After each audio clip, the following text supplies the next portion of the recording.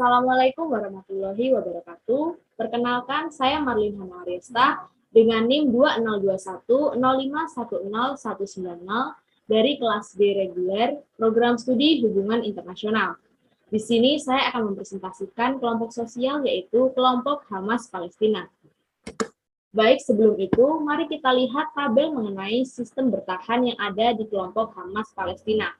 Dari mulai dahulu hingga sekarang, apa saja yang berlanjut dan apa saja yang berubah dari kelompok Hamas tersebut.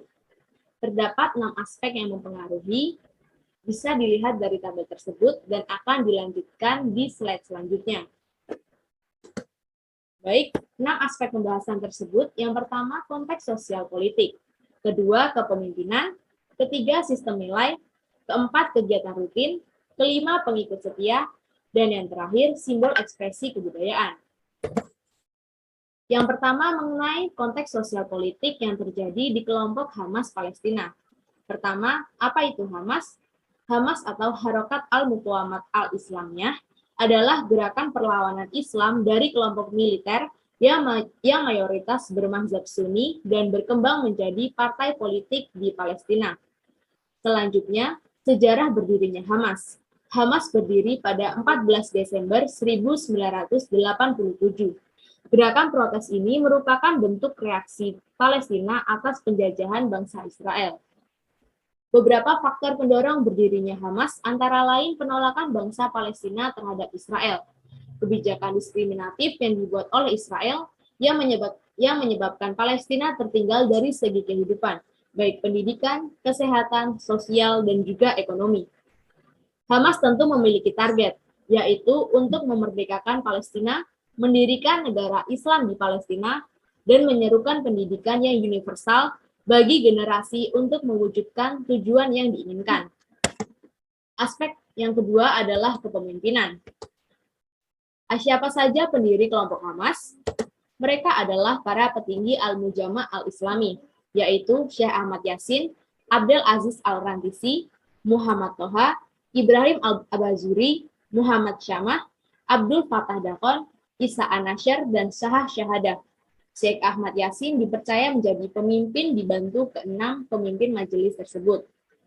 Kemudian sistem kepemimpinan Hamas, yaitu kepemimpinan bersama yang dikenal sebagai istilah Majelis Syuro, yang menjalankan kepemimpinan dan mengeluarkan semua kebijakan organisasi terkait dengan kebijakan politik, operasi militer, dan publikasi terhadap media massa.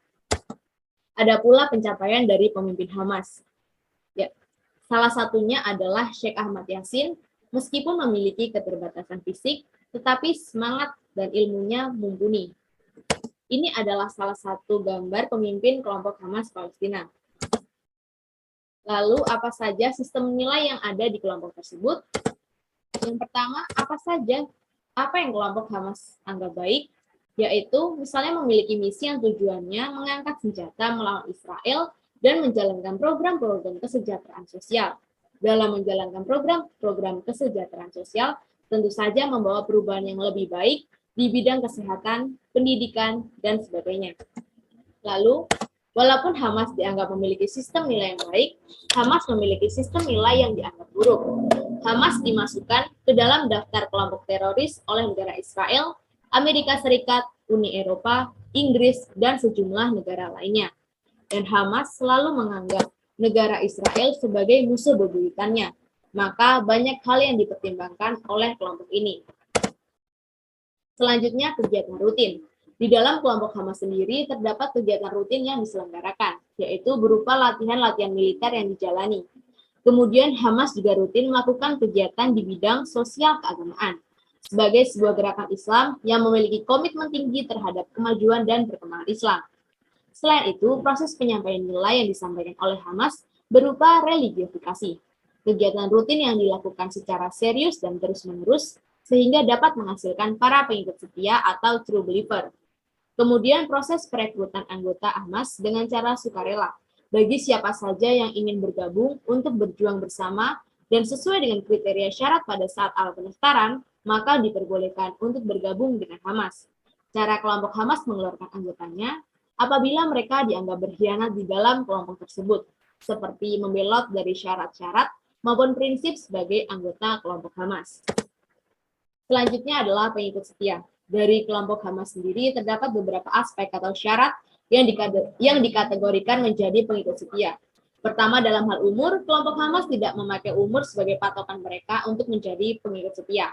Kelompok Hamas membuka bagi siapa saja yang ingin bergabung.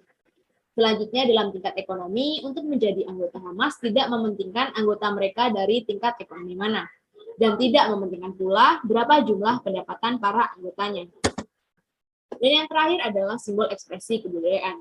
Simbol ekspresi kebudayaan yang terdapat dalam kelompok Hamas dimulai dari pakaian mereka yang cenderung seperti baju tentara pada umumnya. Para anggota kelompok Hamas juga memakai ikat kepala berwarna hijau yang menyimbolkan semangat perjuangan. Kemudian bahasa yang digunakan oleh kelompok Hamas adalah bersifat rahasia. Hal ini bertujuan agar kelompok musuh tidak dapat mengetahui strategi yang digunakan oleh kelompok Hamas tersebut.